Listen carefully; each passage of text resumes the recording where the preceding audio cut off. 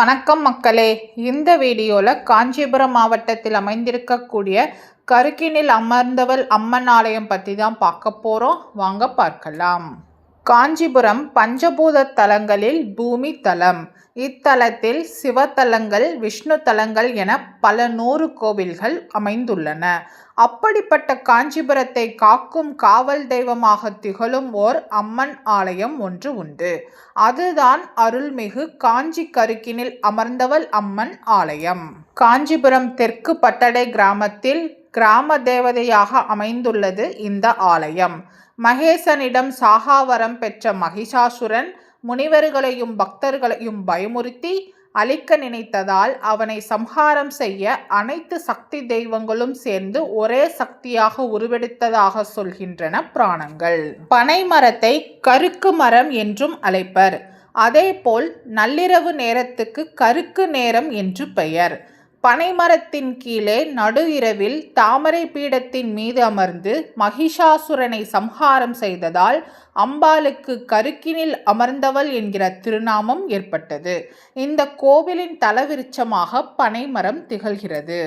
தாமரை பீடத்தில் அமர்ந்த வண்ணம் சூரனை வதம் செய்வது போலவே மூல சன்னதியில் அம்மன் காட்சியளிக்கிறாள். வடக்கு நோக்கி எழுந்தருளி இருக்கும் இந்த அம்மன் தன் திருவடியை மகிஷாசுரனின் தலையிலும் அவன் காலின் மீதும் வைத்தபடி அருட்காட்சி தருகிறார்.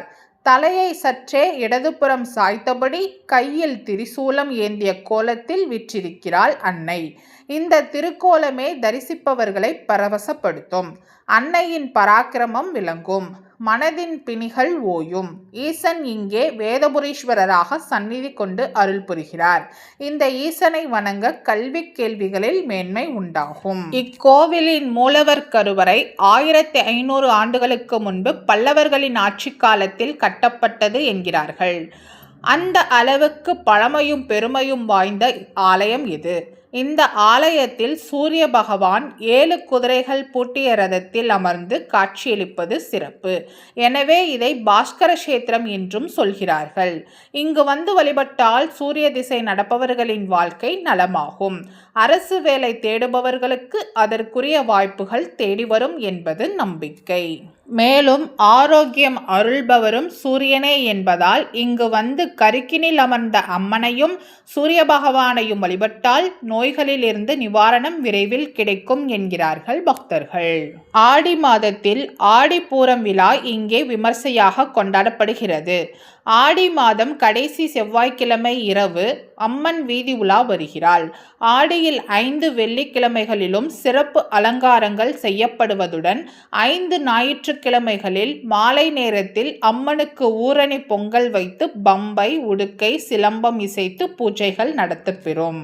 இந்த கோவிலில் அமைந்துள்ள ஸ்ரீ ஜேஷ்டாதேவி அம்மனுக்கு கருப்பு ஆடை சாற்றி 2 நெய் தீபங்கள் ஏற்றி வழிபட திருமண தடை நீங்கும். இங்குள்ள புற்று நாகம்மனுக்கு பால் வைத்து வழிபட நாகதோஷம் நிவர்த்தியாகும்.